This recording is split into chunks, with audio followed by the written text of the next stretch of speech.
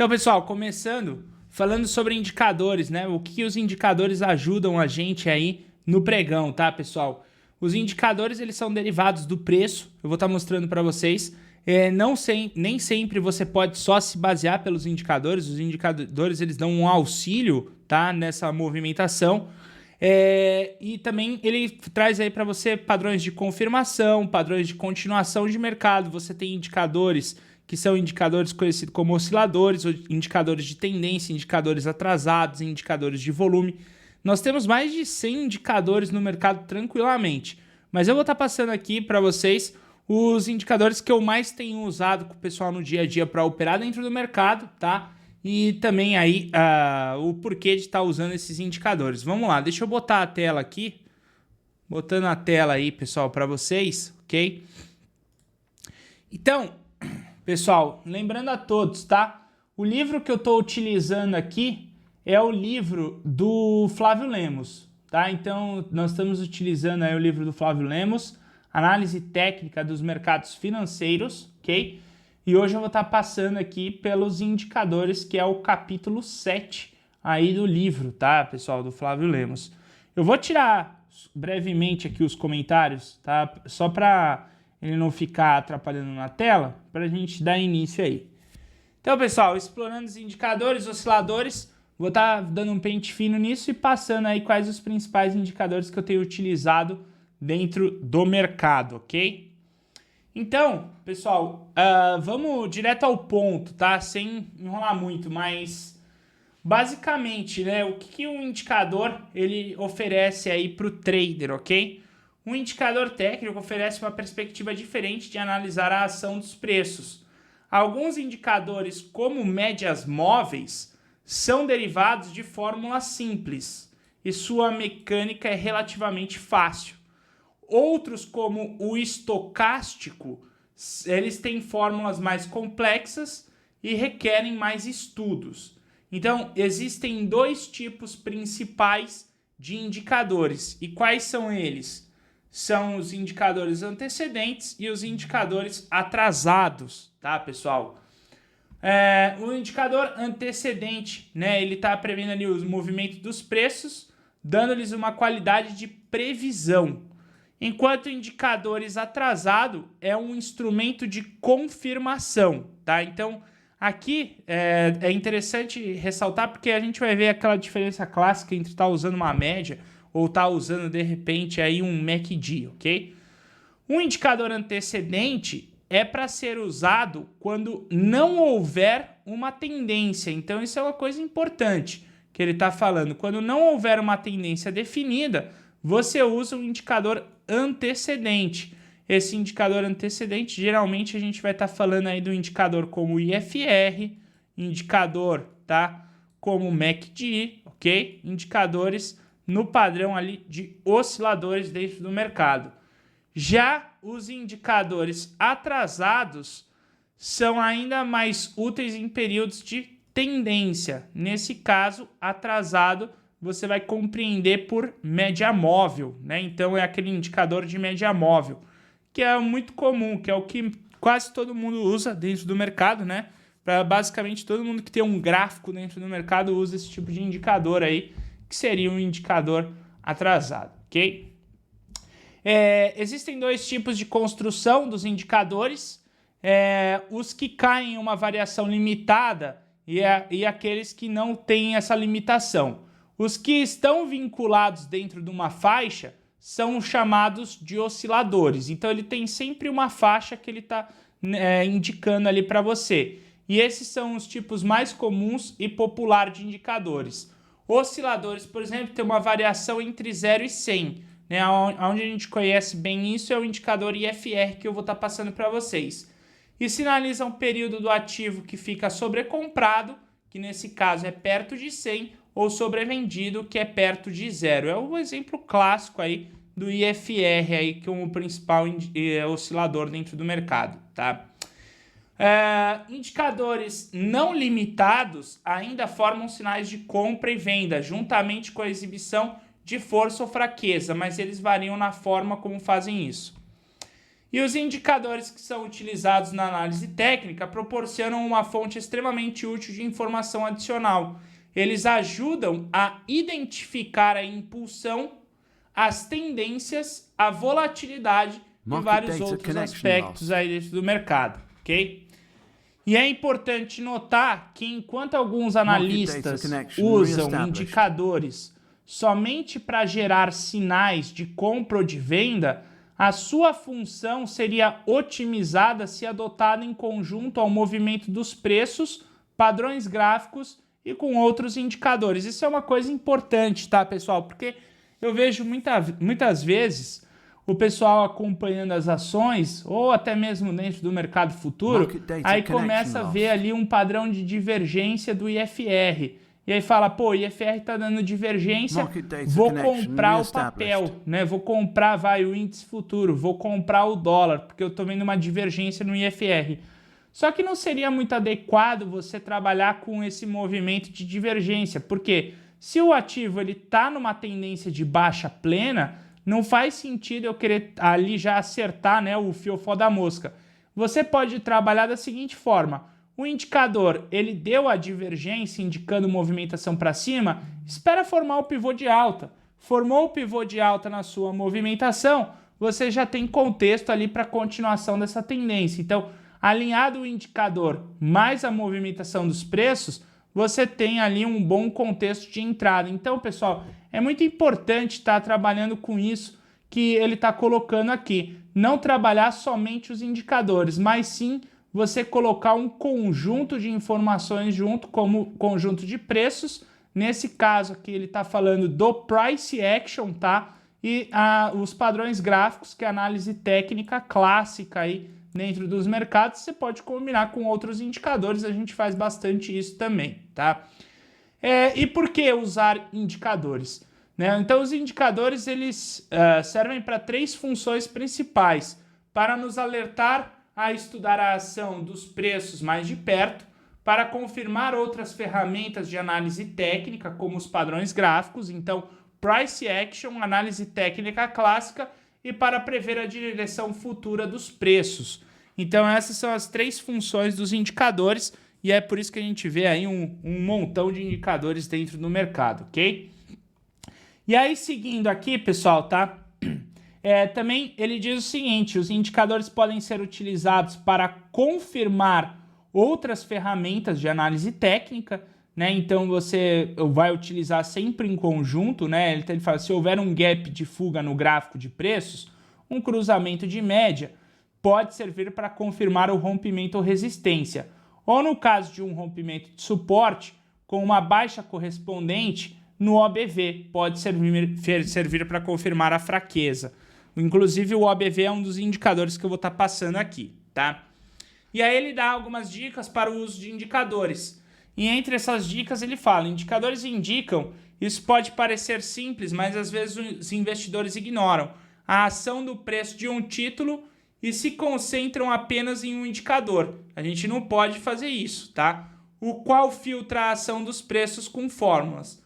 Como tal, elas são derivadas e não reflexo direto da ação do preço.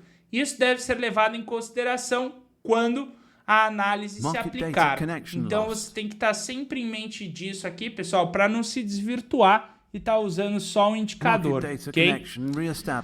O indicador ele pode piscar no sinal de compra, mas se o padrão mostrar um triângulo descendente com uma série de picos e de declínios, isso pode ser um sinal em falso. Então não operem apenas o indicador, façam o conjunto com a análise técnica.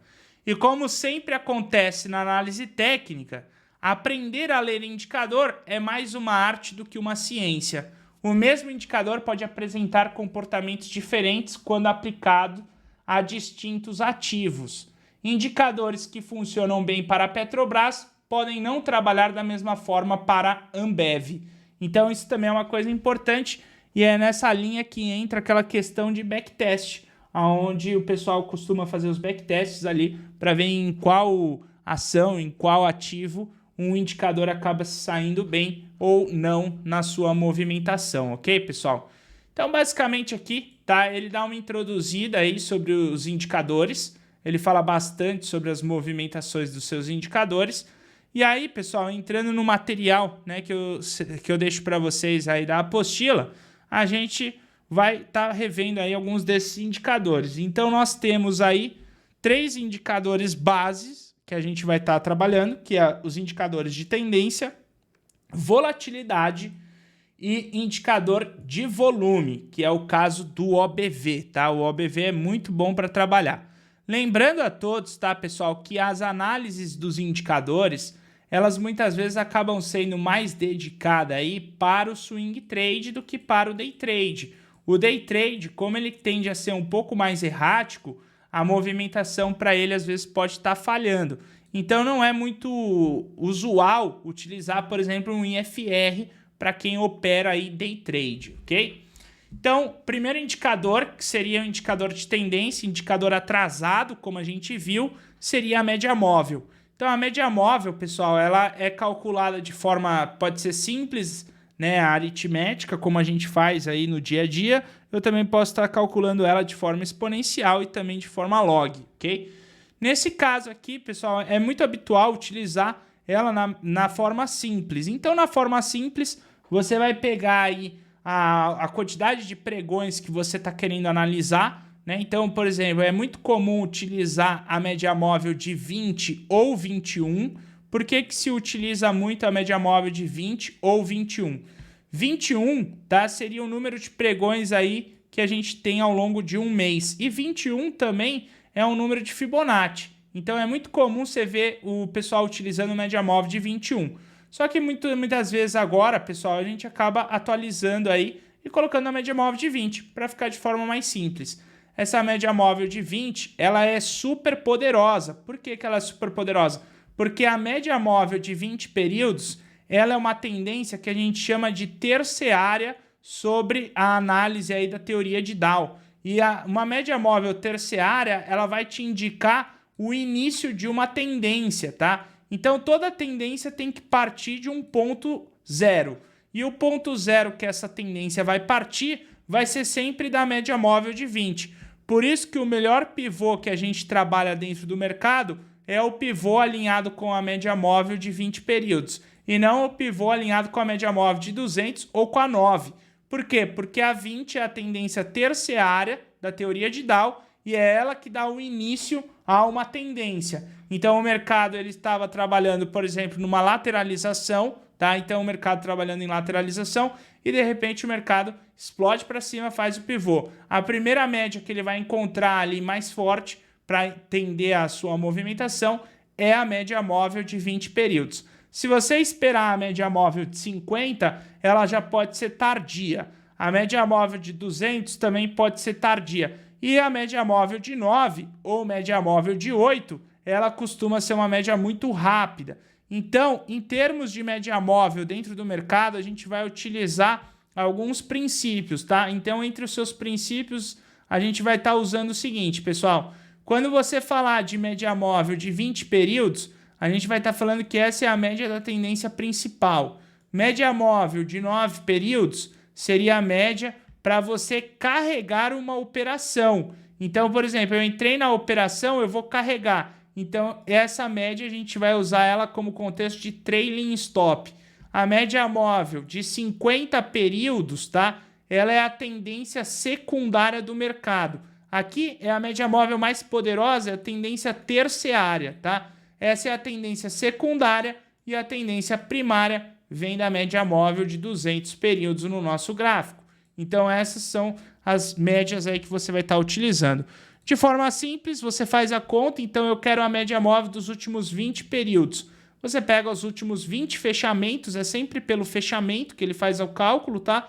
Calcula e aí vai aparecer a média aí no gráfico para você. Nesse caso aqui está em azul a média móvel de 20 e média móvel de 200 está aqui em rosa nessa movimentação, que são as médias que eu utilizo no dia a dia para operar. Uma outra coisa importante, tá, pessoal, falando para vocês aqui, é o seguinte, a média móvel ela pode ser simples, não tem problema, não precisa ser exponencial pelo seguinte, a gente considera que existe uma região sombreada da média. Essa região sombreada da média, que vai contornando a média móvel, significa o seguinte: o ativo, quando ele toca na média móvel, por exemplo, aqui ele tocou na média móvel, mas vamos supor, ele ainda não rompeu a média, ou seja, esse toque na média a gente chama aí de região sombreada. A gente só vai considerar um rompimento se você tiver a região da média, então você tem a média móvel, por exemplo, de 20 períodos, você tem uma região sombreada nela. Pode ser que eu tenha um pivô que vá um pouco abaixo dela e depois assuma aí a posição de compra. Então, por isso, a região sombreada. E para o rompimento, não basta um candle fechar abaixo da média, ele tem que produzir um pivô de baixa na média, porque aí sim você está falando que está rompendo a região da média móvel de 20 períodos, ok? Então, isso é uma coisa bem importante de se acompanhar. É isso que eu acabei de dizer, tá? Então, as médias móveis, elas são dinâmicas e por serem dinâmicas, existem uma sombra que acompanha essas médias. Logo, o simples fato do preço tocar na média não significa nada sem um contexto e um evento. Portanto, temos localizações de mercado, tá? Então, nesse caso aqui, a gente tem as localizações distantes da média e localizações perto da média. Localizações entre média móvel de 200 que ficam afastadas inferiores tendem a voltar para a média móvel de 200. Afastada superior tende a voltar para a média móvel de 200. E a média móvel de 20 como contexto aí de entrada de momento, ok? Então, esse é um dos indicadores. Agora, próximo indicador que a gente tem no mercado, tá? Bandas de Bollinger. Bandas de Bollinger é muito interessante, porque as bandas de Bollinger, ela é essa espécie aí de sombra que você pode contornar sobre a média móvel de 20. Só que ela vem por um cálculo um pouco mais complexo, né? Então, você aplica um desvio padrão para construir a banda na sua parte superior e na sua parte inferior. E esse desvio padrão mais utilizado é 2, tá? Então, você vai ver que tem o cálculo lá para você colocar na banda de Bollinger, ok? Então, o que acontece? Como a gente tem as bandas de Bollinger, pensa nela como uma espécie de sombreamento da média. O que acontece aqui? Qual que é a análise para ela? A análise seria, os preços, eles tendem a voltar sempre para sua média, central, que seria a média móvel de 20. Então, se os preços estão saindo da banda, eles tendem a retornar para a banda. Só que em algumas ocasiões, que a gente chama de squeeze de mercado, que é quando você tem as bandas se afunilando sobre os preços, a gente tende a ter o padrão de continuação dos preços. A gente chama esse padrão de squeeze. Caso as bandas não estejam se estreitando, a movimentação esperada é que ele retorne ao centro da banda toda vez que ele for para fora da banda, ok? Então, quanto mais larga for a banda, os preços fora da banda tendem a retornar para a banda de Bollinger. Quanto mais estreita for a banda, então, se você tem uma banda muito estreita, que vai se estreitando, ele tende a fazer o squeeze, que é a saída das bandas de Bollinger, ok? Isso daqui ajuda bastante em dois aspectos. Primeiro, eu não vou vender um ativo que esteja muito fora das bandas numa tendência de baixa. E eu não vou comprar um ativo que esteja muito fora das bandas numa tendência de alta. E quando o mercado lateralizar, eu vou esperar o squeeze da banda para sair na tendência. Esse é o sinal que ele está passando para nós, ok? Seguindo aqui, pessoal, aí um derivado aí que eu acabei sempre colocando para o pessoal de volatilidade histórica, e aí o Lucas Albuquerque criou aí para mim um indicador, que é o indicador das bandas Pisani. As bandas Pisani, elas acabam sendo bem parecidas com as bandas de Bollinger, porém o cálculo é feito através do afastamento de 20% da média móvel de 20 do período da volatilidade histórica. Então, a única coisa que muda aqui é o cálculo. O cálculo da banda é o desvio padrão e aqui a gente está pegando, tá, a volatilidade histórica, que também vem do desvio padrão, só que de 20 períodos e considerando 20%. Por que esse indicador das bandas Pisani ele vai te mostrar no gráfico, tá? Qual que é a ideia por trás quando aí eu estava criando esse indicador? É que se os preços, tá, pessoal, estiverem trabalhando fora da banda, você jamais vai fazer entrada. você vai entrar quando ele estiver dentro da banda. Então, pegou um pivô dentro da banda, eu estou autorizado a vender esse pivô. Pegou um pivô fora da banda, eu não estou autorizado a entrar nesse pivô. Essa é a análise para a banda Pisani, ok? Então, ele vai medir a volatilidade do mercado para saber se eu posso entrar num trade ou não. Se eu pegar um pivô que está para fora da banda, eu vou evitar muitas vezes esse tipo de entrada e vou esperar um pullback. É isso que ele vai mostrar. Então ele acaba sendo menos sensível do que as bandas de Bollinger. A banda de Bollinger acaba sendo mais sensível à movimentação dos preços do que o indicador aqui de volatilidade, porque ele é um derivado da volatilidade. O próximo indicador, tá, que a gente utiliza bastante é um indicador de volume. Esse indicador de volume que eu gosto de usar bastante é o OBV. O OBV, pessoal, ele soma volume quando o mercado sobe e fecha em alta e subtrai volume quando o mercado cai e fecha em baixa. Segundo a teoria de Dow, o volume deve confirmar o preço. Logo, é o melhor indicador de volume do mercado, pois se o mercado está em alta, o OBV tem que estar subindo. E se o mercado está em baixa, o OBV tem que estar caindo. Quando o OBV não acompanha a tendência do preço, temos a divergência. As divergências podem ser utilizadas para padrões de reversão, desde que alinhadas com o gráfico. Então, o OBV acaba sendo um indicador de volume, pode ser às vezes um pouco mais complexo para quem não acompanha muito o OBV, porque ele acaba não sendo muito comum no dia a dia, tá, pessoal? Mas aqui, ó, o OBV mede a pressão de compra e de venda como um indicador acumulativo que acrescenta volume no dia de alta e subtrai em dias de baixa, ok? Analistas podem olhar para o OBV, as divergências entre o OBV e o preço, para prever o movimento de preços ou usar o OBV para confirmar as tendências. O volume é positivo quando o fechamento for acima do dia anterior e negativo quando o fechamento for inferior ao dia anterior. Quando os preços estão em uma faixa lateral, tá? Esse aqui é onde eu gosto de estar usando o OBV, ok? Quando os preços estão em faixa lateral de negociação e o OBV quebra o próprio suporte ou a resistência, a ruptura muitas vezes indica a direção no qual a fuga dos preços vai correr. Então o que ele está falando aqui é o seguinte: se o mercado, por exemplo, teve uma tendência de alta, lateralizou, ok? E nessa lateralização de mercado, eu tenho lá embaixo o indicador do OBV.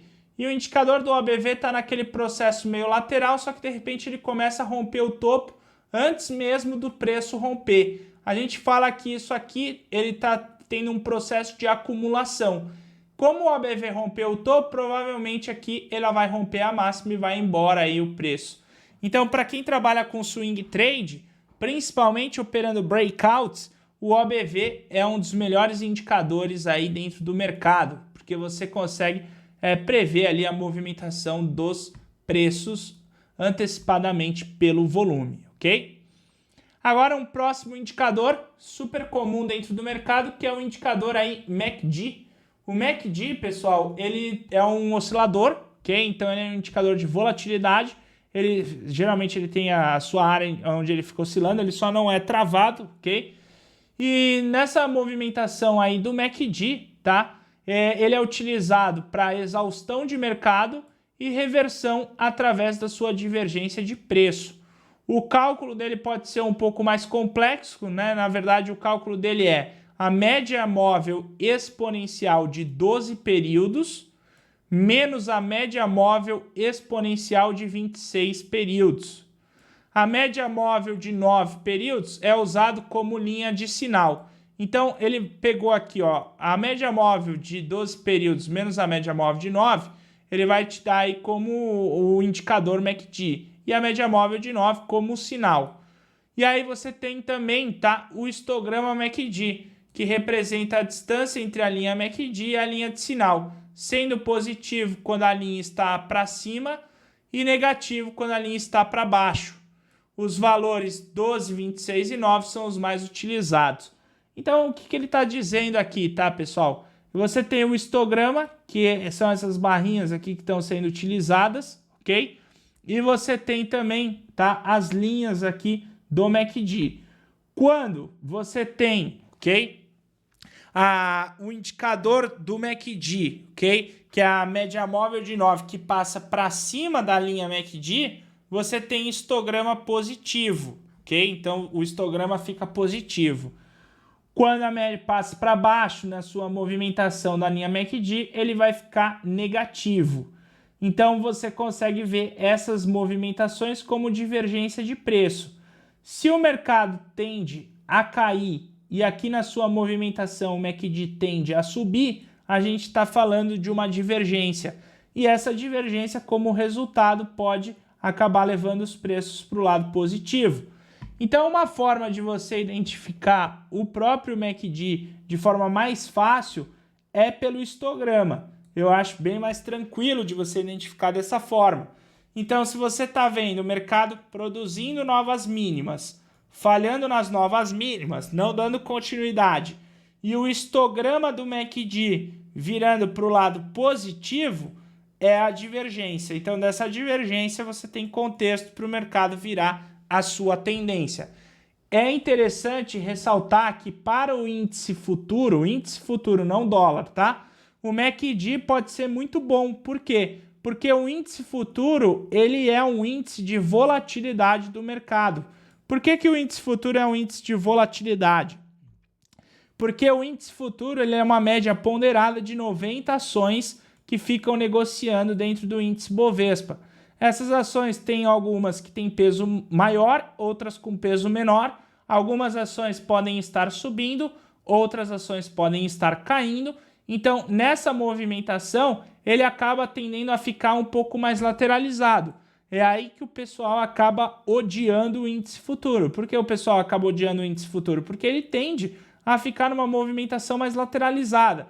É mais difícil o índice futuro pegar uma tendência muito bonita, como o dólar, por exemplo. Por quê? Porque nem sempre todas as ações que estão compostas no índice Bovespa vão estar negociando numa mesma direção. Seria interessante se no Brasil nós tivéssemos outros índices futuros, por exemplo, de setor. Aí ele tenderia a ter uma tendência um pouco mais fácil e plena do que o índice futuro, ok? Então aí, ó, tá aí uma coisa que vocês podem um dia, quem sabe aí, pedir, né, no mercado para criar aí índices futuros aí de alguns índices de setores aí para ele ser um pouco mais tendencioso e não acabar ficando tão volátil. Então o MACD, basicamente, tá, pessoal, ele é utilizado, ok? Para você pegar as divergências dentro do mercado. Essas divergências, elas vão te indicar a reversão. Então, toda vez que tiver divergência, vai te indicar a reversão. E é claro que na movimentação das linhas do MACD, quanto mais para baixo ela vai ficando, que seria numa área sobrevendida, ela tende a mostrar que os preços caíram muito e eles podem estar retornando para cima. Então, por exemplo, um sinal de venda dentro do MACD, ele se daria pelo cruzamento das médias abaixo do eixo zero. Então, eu quero, por exemplo, vender. Vamos supor que eu quero vender aqui nessa movimentação. Se eu tenho um cruzamento de média abaixo do eixo zero, logo no comecinho, eu posso estar vendo aqui um sinal de venda. Se eu tenho um cruzamento para cima, acima do eixo zero, eu posso estar vendo um pivôzinho de alta. E a divergência para determinar o final da tendência e o cruzamento para determinar o início de uma tendência, ok? Então ele é um indicador bem complexo aí, bem completo também dentro do mercado e muito utilizado pelos traders no dia a dia. Logo depois nós temos aí o indicador IFR, tá? O IFR é um índice de força relativa. Ele também é um indicador muito bom para pegar aí movimentação de divergência e também saber aí se um papel está sobrecomprado e sobrevendido, ou seja, o papel já chegou no seu limite, provavelmente ele pode cair. O papel já chegou no seu limite de queda, provavelmente ele pode subir. Tá? Então o IFR ele acaba sendo um indicador de volatilidade, utilizado para medir exaustão de mercado, tá? E divergência. O índice de força relativa, o cálculo dele é simples, ele não é tão complexo quanto o MACD, acaba sendo até mais complexo. É a razão entre suas variações positivas e sua variação total ao longo de um período específico. Então, é muito comum usar o IFR 14. Então, no IFR 14, você vai pegar a razão entre suas variações dos dias positivos e sua variação total. E ele vai colocar dentro de uma escala de 0 a 100. Dentro dessa escala de 0 a 100, a gente vai dizer que se ele estiver perto do 100, ele está sobrecomprado e perto do 0, ele está sobrevendido. Como que se utiliza a análise aí para o IFR, tá, pessoal? Você pode fazer uma marcação que é o mais comum dentro do mercado. A gente costuma utilizar 30 na parte inferior, ok? E 70 na parte superior. Lembrando que ele varia até 100. Então, entre 30 e 70 é a zona aqui do IFR, onde ele não está indicando que o mercado está sobrecomprado e sobrevendido. Não, o mercado está na sua flutuação ali de preços e ele ainda pode esticar mais ou até cair mais na sua movimentação. Quando o IFR está abaixo dos 30, a gente fala que o mercado está sobrevendido. Então, abaixo do 30, ele pode estar indicando uma movimentação para o lado positivo, porque ele já caiu demais. Essa seria a análise. E acima dos 70, no caso não tem esse exemplo aqui, ele tenderia a cair. E uma outra análise que eu posso estar fazendo para o IFR é a análise de divergência. Então, se eu tenho um mercado, por exemplo, que está testando, tá fazendo novas mínimas, como, por exemplo, aqui o mercado vem fazendo novas mínimas. Ele vem caindo, caindo, caindo, fazendo novas mínimas. Enquanto ele faz novas mínimas, o IFR está indicando movimentação para cima. Então, provavelmente, o mercado pode estar virando a sua tendência para o lado positivo. Nós temos uma divergência do IFR. Lembrando que é mais comum usar o IFR no gráfico diário. A gente não utiliza muito no gráfico de 5 minutos, por causa do seu cálculo, que é muito rápido. O seu cálculo é relativamente rápido, principalmente quando você faz o cálculo de 14 períodos. Ele acaba sendo muito rápido para o intraday. Se você for utilizar um IFR no intraday, talvez seria interessante você fazer um cálculo de 30, de 28 períodos para o intraday, porque senão ele vai ficar muito rápido aí a sua movimentação, atingindo muito frequentemente a zona de 70% sobrecomprada e a zona de 30% sobrevendida. E eu não quero que isso aconteça na movimentação dos preços, ok? Então o MACD acaba sendo mais utilizado pelo day trader do que o IFR. E agora, um indicador também muito utilizado, que é o indicador que eu utilizo para fazer cálculo de risco e gerenciamento de risco, é o indicador de volatilidade histórica. Volatilidade histórica, pessoal, tá? Ela vai medir a volatilidade aí dos preços nos últimos dias. Então, significa o quanto o ativo tem de volatilidade de acordo com o período analisado. Lembrando que esse acaba sendo também um indicador atrasado, porque ele vai calcular com base anterior da sua movimentação. E nesse caso aqui, isso não garante que a oscilação anterior vai ser a oscilação futura. Deve-se dividir o preço de fechamento atual. Então, você tem o dia de hoje fechando, você divide o fechamento atual com o fechamento anterior. E assim fazer com os últimos N períodos analisados. Então, por exemplo, eu quero a volatilidade histórica dos últimos 20 períodos. Eu vou fazer isso com os últimos 20 períodos. Pegar o fechamento atual com o fechamento anterior, né, fazer a divisão entre eles. E do período analisado, você vai tirar o desvio padrão e multiplicar pela raiz quadrada de 252, que seriam ali os dias que a gente tem dentro do ano no mercado, ok? A gente pode estar utilizando isso tanto para o intraday quanto para o movimento aí, pessoal, do swing trade, tá?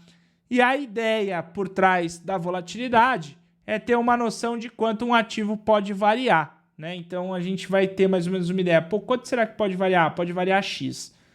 Quando você fizer o cálculo da volatilidade histórica, por exemplo, dos últimos 20 períodos, Percebe que o indicador de volatilidade, ele acaba sendo um indicador muito agressivo, né? Então ele vai para cima com muita velocidade e para baixo também com muita velocidade, né? Um indicador muito agressivo. Então é natural que a gente coloque uma média móvel de 20 períodos para suavizar a movimentação da volatilidade. E aí o que eu gosto de fazer dentro do mercado, tá, pessoal? Quando eu vejo o indicador de volatilidade histórica, então eu vou lá, coloco o indicador. Você vai lá, coloca o indicador de volatilidade, eu coloco ele volatilidade dos últimos 20 períodos aritmético. E aí eu coloco uma média móvel de 20. Ele vai me dar um certo número, essa volatilidade. Então, só para vocês tomarem de exemplo, o índice futuro é 2% a volatilidade do índice futuro na sua média. Isso significa que o índice futuro pode estar oscilando 2% ao dia. Quando eu transformo isso para o intraday, eu estou falando que eu posso ter uma movimentação de 2.000 pontos. Mas um trade não costuma ter um stop de 2.000 pontos, costuma ser menor. Então eu utilizo 20% dessa informação. E quando eu pego 20% dessa informação, significa que para um trade eu tenho um risco base de 500 pontos dentro do índice futuro, que é como a gente trabalha. Então a gente trabalha com a volatilidade histórica para cálculos de risco, tá? Esse é o motivo de estar usando a volatilidade histórica, cálculos de risco. E o outro motivo de volatilidade histórica é para calcular a distância da média móvel de 200 períodos e a distância da média móvel de 20, que aí nesse caso é o indicador das bandas Pisani ali que eu comentei com vocês aqui antes, agora aqui na live, ok? Nesse caso aqui, a volatilidade ela tem uma indicação tanto de distância dos preços, como também ela tem a indicação de risco. E a VWAP, né? Então, por último aí, pessoal, um dos indicadores mais utilizados é a VWAP. Por que a VWAP? A VWAP, ela calcula, ela faz uma média móvel. Só que essa média móvel, ela não vai pelos fechamentos, não. Ela é o preço médio ponderado pelo volume. Então, essa média móvel é bem interessante, porque ela é atemporal, né? Então ela vai pegando ali do próprio dia, ali fazendo a sua construção ali do movimento aí a VWAP. Então na movimentação da VWAP, pessoal, como que ele faz o cálculo? O cálculo se dá pela média dos preços negociados do ativo ponderado pelo volume de negócios no período. Média conhecida como média dos institucionais, pois leva em consideração o volume. E é aí que nasce aquele setup VWAP que vocês estão acostumados a ver que o André fala bastante. O que acontece? O dia abriu, no movimento que ele abre e ele faz o seu fechamento, vai nascer a VWAP. A VWAP nasce ali. E aí ela vai começar a dar peso pelo volume. Então, se o mercado está puxando para baixo, então a média desse candlestick 2 com o candlestick 1 puxou para baixo e tem volume, a VWAP vai puxar para baixo com maior agressividade. Se o volume vai diminuindo, a VWAP já não vai mais puxar com tanta agressividade. Se o volume vai tendendo a cair, ela já não consegue puxar com tanta agressividade, porque ela está sempre ponderada pelo volume. E se o maior volume está na parte da manhã, é natural que a VWAP fique mais flat na parte da tarde, tá? Ela está sempre ponderada pelo volume. Você vai utilizar a VWAP como uma média móvel. Então, da mesma forma que você utiliza um pivô de alta alinhado com a média móvel de 20, você vai utilizar o pivô alinhado com a VWAP. A diferença é que a VWAP ela costuma ser mais flat. Então, por exemplo, o preço passou a VWAP, você espera um pullback na VWAP para buscar uma entrada na ponta compradora. Se o preço ele bate na VWAP e não rompe, ele vai continuar a tendência. Se ele rompe a VWAP, ele pode abrir um contexto de reversão de tendência. A VWAP vai servir como suporte e como resistência. Então, a análise da VWAP é a mesma para uma média móvel, ok? A diferença é que ela acaba sendo até um pouco mais precisa na abertura do pregão, porque ela vai calcular o seu preço médio ponderado pelo volume. E por calcular ponderado pelo volume, Se não tiver volume, a gente não tem movimentação forte de VWAP, mesmo se o mercado subir com tudo ou cair com tudo. Ele tem que ter o volume junto, tá? Por que média é conhecida como média dos institucionais? Porque é onde mostra onde teve a maior negociação de preço. Então, por exemplo, onde teve a maior negociação de preço do dólar futuro? Foi na região da VWAP. Então, se eu comprar o dólar num dia de alta perto da VWAP, eu tenho uma vantagem, porque eu estou comprando onde está a média dos maiores institucionais daquele dia. Se eu vender perto da VWAP numa tendência de baixa, eu também levo vantagem, porque eu estou vendendo basicamente num preço médio do dia, ok? Basicamente é isso, tá, pessoal? Então, esses são os principais indicadores que eu utilizo no dia a dia para trabalhar junto com o pessoal na sala, tá? Utilizo muito aí as médias móveis. O MACD eu gosto bastante. O OBV eu gosto bastante para swing trade, ok? Então, o OBV eu utilizo para swing trade, inclusive o layout aqui, tá, pessoal, do swing trade. Olha só que interessante aqui, ó. Abrindo aqui essa ação JHSF, vamos fazer uma análise dela. Se eu pegar a JHSF, ela tinha uma tendência de um breakout, ela perdeu o breakout, fez um pullback na média móvel de 200 períodos alinhado com a 20 e rompeu o suporte. Como chama esse padrão? Esse padrão de rompimento alinhado com a média é o contexto de Power Breakout. Aí eu olho para a VWAP. A VWAP está aqui, ó. Vou abrir a VWAP para deixar maior. Quando eu olho para a VWAP, o que eu vejo? Para a VWAP, ó. Desculpa, para o OBV, tá? Quando eu olho para o OBV, o que eu percebo? Bom, a JHSF está trabalhando para uma tendência de baixa, ok? Se ela está trabalhando para uma tendência de baixa, é natural que o volume também venha em queda. Olha o que aconteceu aqui, tá? A VWAP não conseguiu romper o suporte, mas os preços romperam o suporte. Essa indicação mostra para mim uma divergência fraca. A gente chama isso de divergência fraca, porque ela não conseguiu romper, mas ela está trabalhando em baixa. Nesse caso aqui, a probabilidade da JHSF cair em linha reta, levando em consideração aquele 70% de chance depois de um rompimento de triângulo ou de um rompimento de retângulo, tá? Acaba sendo reduzida, porque trouxe uma pequena divergência do OBV. Se não tivéssemos a divergência do OBV, eu teria um contexto de venda aí muito técnico para a JHSF. Então ela não ficou no seu melhor momento aí para buscar uma venda. E a Eco Rodovias, que se destacou hoje. Eco Rodovias também perdeu o seu suporte. E o OBV perdeu? Não perdeu. Tem divergência? Tem divergência. Posso sair vendendo papel? Não deveria. Eu deveria estar trabalhando onde eu sei que tem a movimentação junto com o OBV, tá? E do lado do MACD, que é aquele outro contexto onde você pode buscar divergência. MACD aqui no caso da Eco Rodovias, ele está com divergência.